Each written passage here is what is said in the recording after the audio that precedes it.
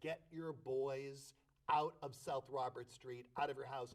And when the FBI arrived, the food was still hot on their plates. And over again, the St. Paul police thwarted the efforts of the FBI to capture the gangsters. They were totally on the take. That's really interesting. Tell me about speakeasies. That's not really the criminal aspect, but a friend of ours actually drove their car into the garage and it caved in because there was a speakeasy underneath. Oh, that's too funny. Yeah. There are caves along the Mississippi River bluffs. So as you're on our side of the Mississippi River here in Lower Town, and you look across toward West St. Paul, that's all soft limestone. And originally, the limestone caves, which were naturally created, were used by the Kraft Cheese Company because it was natural refrigeration. You could keep cheese in there. It was also used for mushrooms because they were mushroom caves. But then come Prohibition. It's much more cost effective to store illegal liquor in a cheese cave or a mushroom cave. So all that mushrooms and cheese were removed. The gangsters put all the illegal liquor in, and then they turned a lot of those caves into gorgeous speakeasies. Chandeliers, they would have butlers with little brooms so that when the limestone would fall on you and your girl, they would come by and they would get the limestone off your shoulders before they brought you your steak. It was a wild time in St. Paul. Some of the greatest jazz performers in America came to St. Paul because this is where the gambling was, the high rolling was, because of the gangsters. And the gangsters ruled St. Paul for a long time. John J. O'Connor, the police chief, started the deal between the crooks and the cops at the turn of the century, roughly 1902.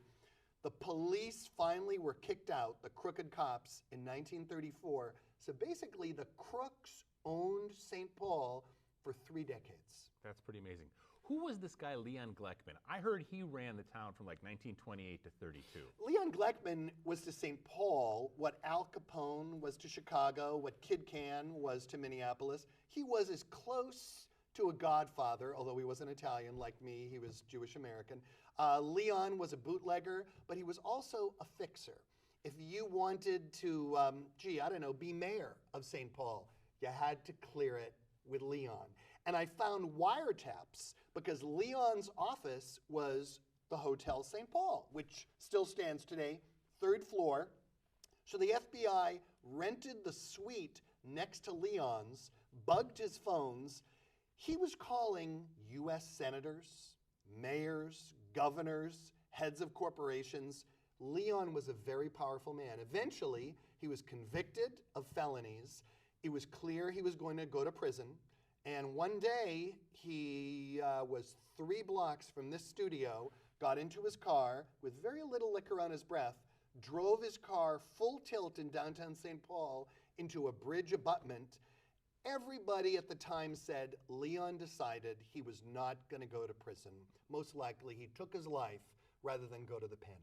Now, there were 2 kidnappings in that family. He was kidnapped, and one of his daughters were kidnapped. Isn't that right? I've heard about Leon Gleckman's kidnapping, and of course, it was dangerous being a bootlegger. In those days, bootleggers were often kidnapped by rival bootleggers. Everybody who kidnapped Leon Gleckman, shall we say, had a very early demise. He punished the gentleman who decided to abduct him.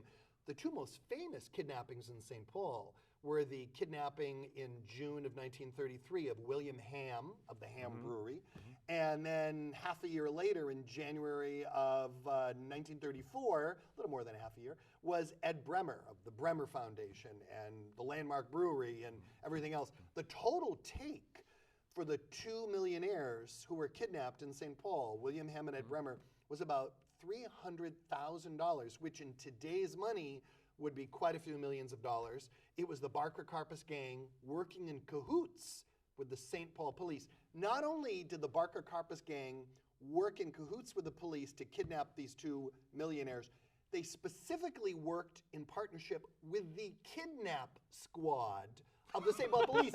The very cops that were assigned to prevent kidnapping, I swear to God, according to the FBI files, it was the kidnap squad which identified which rich men in St. Paul were most likely to be kidnapped, and then called the crooks and said, he's worth He's worth 200,000. Take Ed Bremer. Both of the Ed Bremer and William Hamm were returned unharmed, relatively unharmed. All the money that was paid, the $300,000, not a penny, was ever recovered.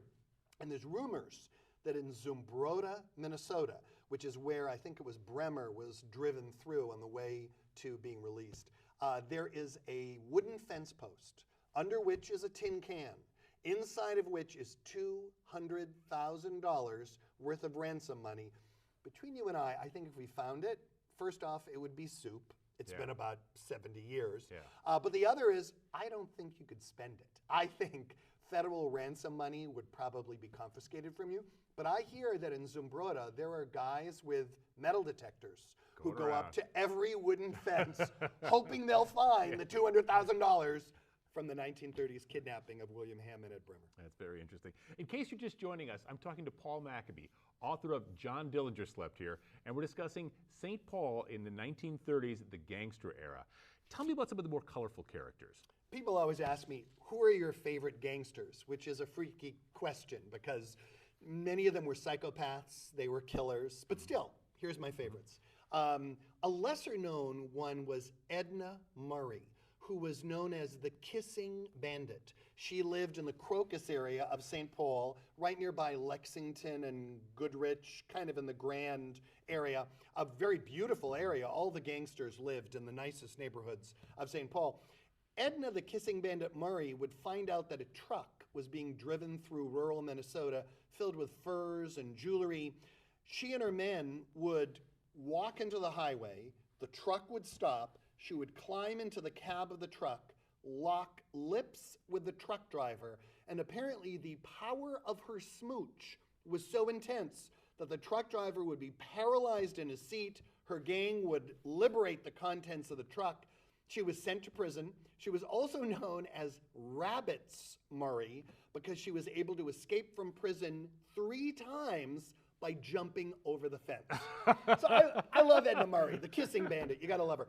But the big 3 were John Dillinger, baseball-loving Indiana farm boy turned bank robber, Alvin Creepy Karpus, who lived in White Bear Lake and Dellwood, just outside of St. Paul, for quite a while, and obviously Ma Barker, who's just fascinating. Pick one.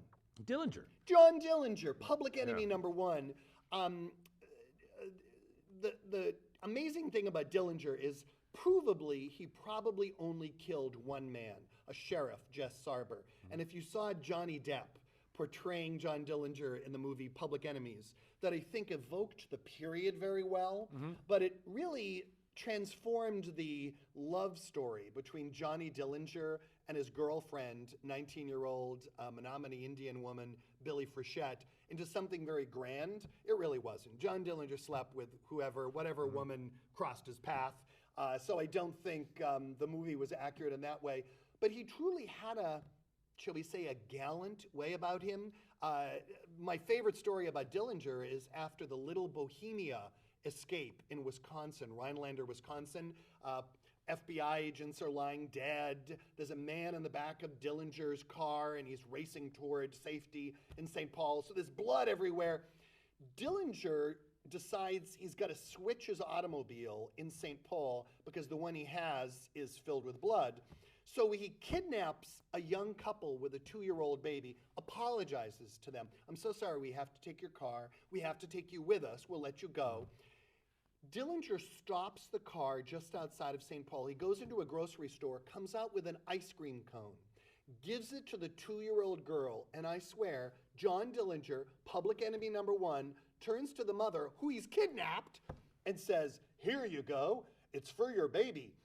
We love kids. We're not all bad." You know, John Dillinger, child care worker. You know, meanwhile, there's a guy dying in the back seat. But so Dillinger had whatever Johnny Depp gave him, that kind of odd Errol Flynn swashbucklingness. But then there were crazies like Babyface Nelson, who, when he saw an FBI agent in front of him, saw that the FBI agent had a bulletproof vest, and Nelson goes, "I'll give it to you high, I'll give it to you low," and shoots him along the neck and shoots him below the vest through his legs. Babyface Nelson, who lived in St. Paul for years, was nuts. And most of the gangsters were dangerous men.